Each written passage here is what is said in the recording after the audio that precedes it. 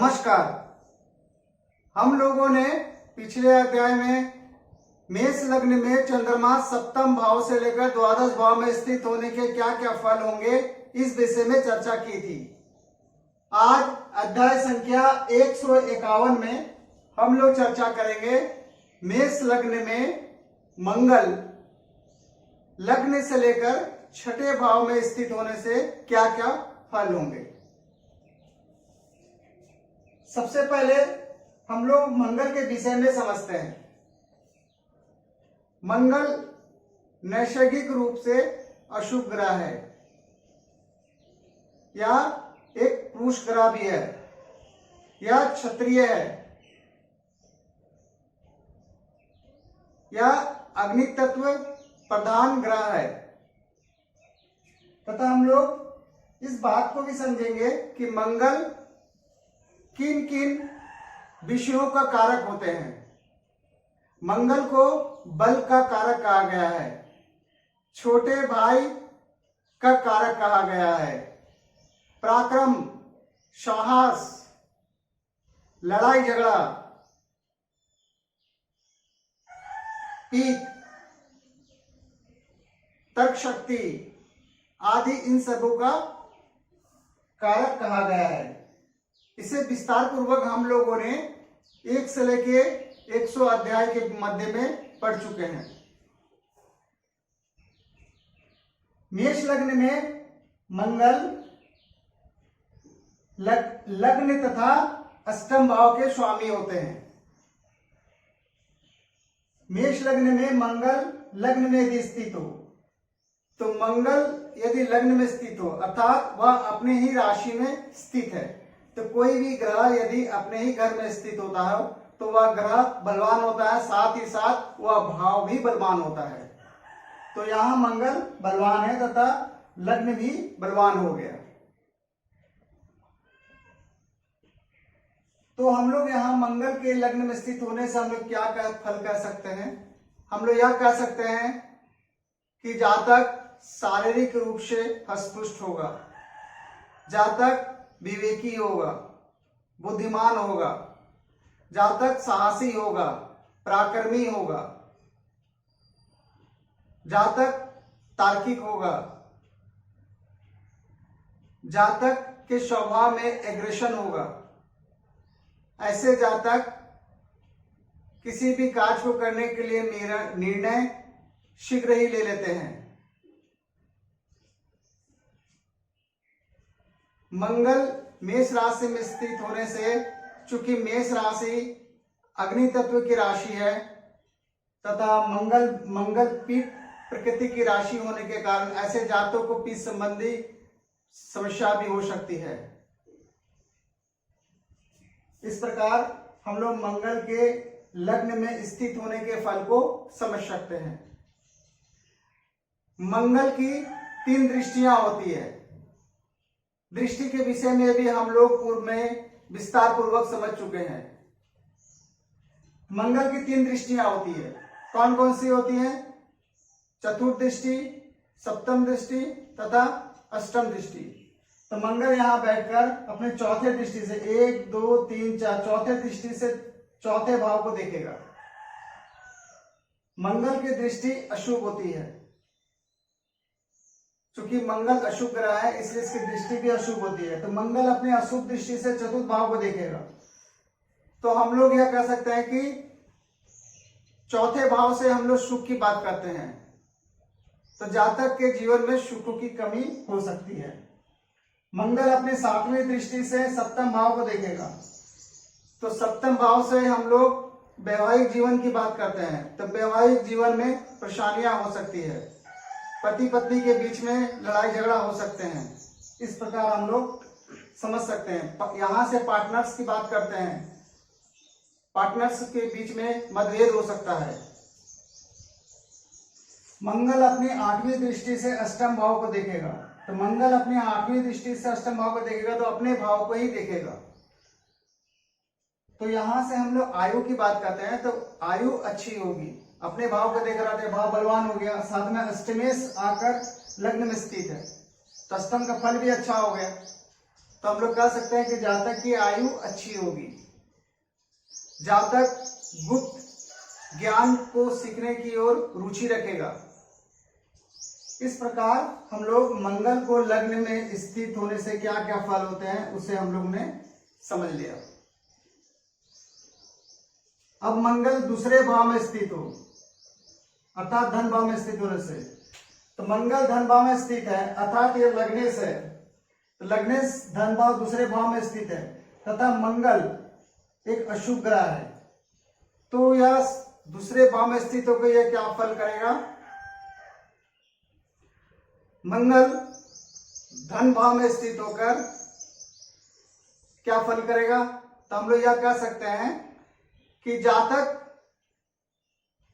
अपने धन को विवेकपूर्ण तरीके से व्यवहार करता है, परंतु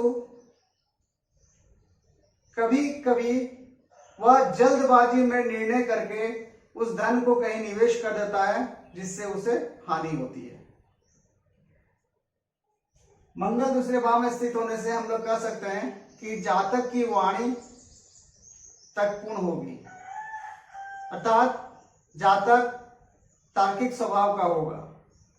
जातक किसी भी बात को आसानी से नहीं एक्सेप्ट करेगा या समझेगा, वह किसी भी चीज को तर्क के बिना नहीं समझेगा।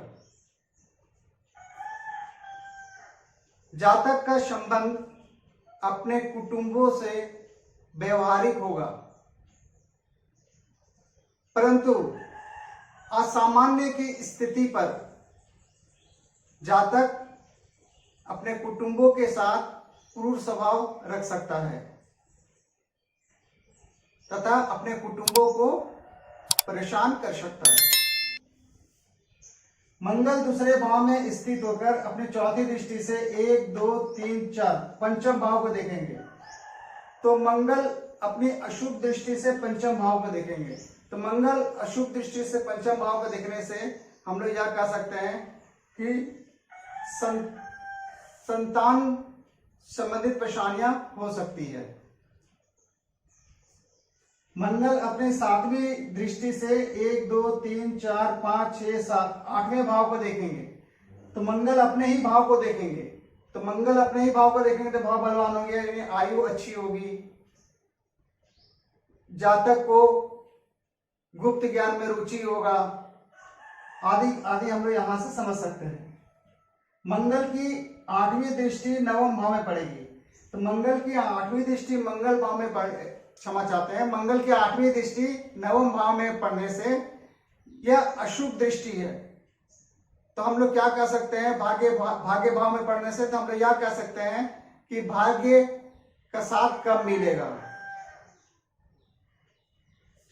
हम लोग यह कह सकते हैं कि यहां से धर्म कर्म की बात करते हैं, हम लोग कह सकते हैं कि जातक को धर्म कर्म में रुचि कम लगेगा। यहाँ जातक अनुशासित होंगे, परंतु उनकी धार्मिक प्रवृत्ति में कमी हो सकती है।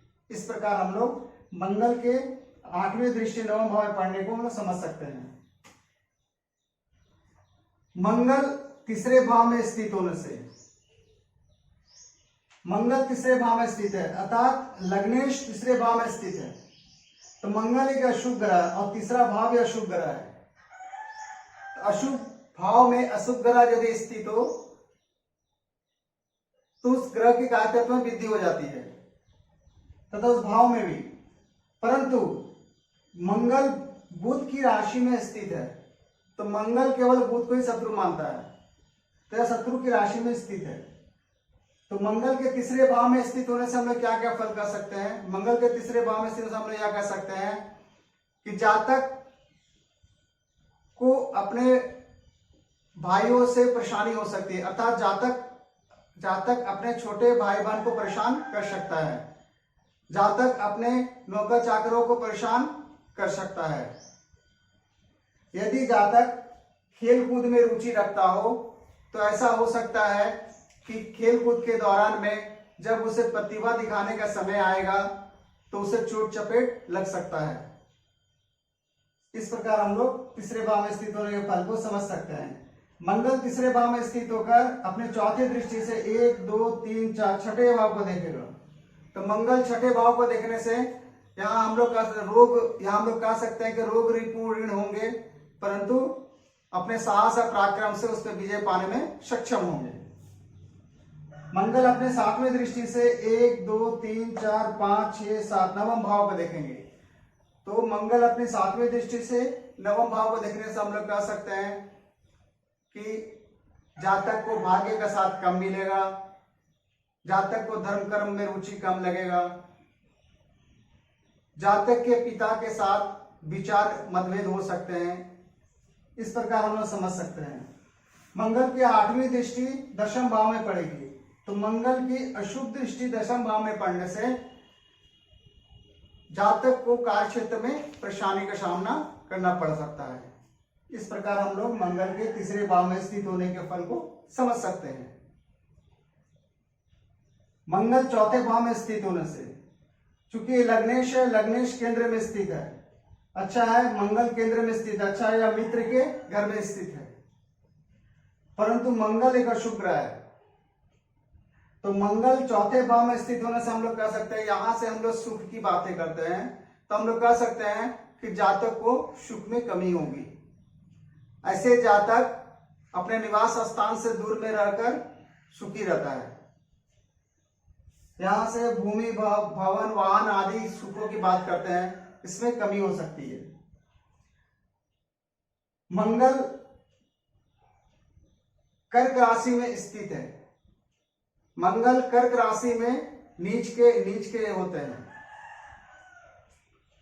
मंगल अपनी सातवीं दृष्टि से दसम भाव को देखेंगे, मंगल अपनी सातवीं दृष्टि से दसम भाव को देखेंगे, अर्थात हम लोग कह सकते हैं कि कार्य क्षेत्र में जातक को परेशानियां आ सकती है। जातक अपने पराक्रम से अपने कार्य क्षेत्र में उन्नति कर सकते हैं, तथा मंगल दशम भाव में दृष्टि देने से हम लोग ऐसा कह सकते हैं कि जातक अपने कार्य क्षेत्र में अपने कलीगों के साथ संबंध अच्छे नहीं होंगे और कई बार इनके कारण उन्हें जॉब परिवर्तन करना पड़ सकता है। मंगल अपने चौथी दृष्टि से 1 2 3 4 सप्तम भाव को देखेंगे, तो मंगल अपने चौथी दृष्टि से सप्तम भाव को देखेंगे तो हम यह कह सकते हैं कि वैवाहिक जीवन में परेशानियां हो सकती है, पति पत्नी के बीच में विवाद उत्पन्न हो सकता है। यदि पार्टनरशिप में जातक व्यापार करता हो तो पार्टनरों के बीच में विवाद हो सकता है, व्यवसाय में परेशानियां हो सकती है। मंगल की आठवीं दृष्टि एकादश भाव में पड़ने पड़ेगी, तो मंगल की आठवीं दृष्टि एकादश भाव में पड़ने से हम लोग कह सकते हैं कि लाभ में कमी हो सकता है, तथा यह भी कह सकते हैं कि जातक को यहां से हम लोग बॉस की बात करते हैं, तो हम लोग यह कह सकते हैं कि जातक को अपने बॉस से परेशानी हो सकती है। मंगल चौथे भाव में स्थित होने से क्या क्या फल होंगे हम लोग उससे वाली बातें समझ लिए। अब मंगल पांचवें भाव में स्थित होने से क्या फल होंगे। मंगल लग्नेश होकर त्रिकोण स्थान में बैठा है, तो अच्छा हो गया। तो मंगल पंचम भाव में स्थित होने से हम लोग कह सकते हैं कि जातक बुद्धिमान होगा, ज्ञानवान होगा। ऐसे जातक तार्किक होते हैं, होने के कारण इनका स्वभाव में तर्क होने के कारण ये किसी भी विषय को बिना तर्क के नहीं समझते हैं और किसी भी विषय को बहुत अच्छे ढंग से समझते हैं। ऐसे जातक अगर किसी भी प्रकार का हायर एजुकेशन करते हैं या किसी चीजों पे काज करते हैं तो वह उस पर रटते नहीं, उसको भली बात ही बहुत अच्छे तर्कपूर्ण उसे समझते हैं। ऐसे जातक रिसर्च के क्षेत्र में उन्हें सफलता प्राप्त होती है क्योंकि यह अष्टमेश भी है। मंगल पांचवें भाव में स्थित होकर संतान पक्ष में परेशानी कर सकते हैं,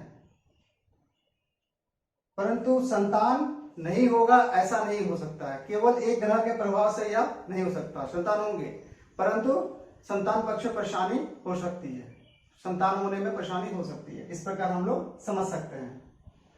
मंगल की चौथी दृष्टि 1, 2, 3, 4 8वें भाव में पड़ेगी। मंगल की चौथी दृष्टि 8वें भाव पड़ने से या उसका स्वयं का घर है तो हम लोग कह सकते हैं कि जातक की आयु अच्छी होगी।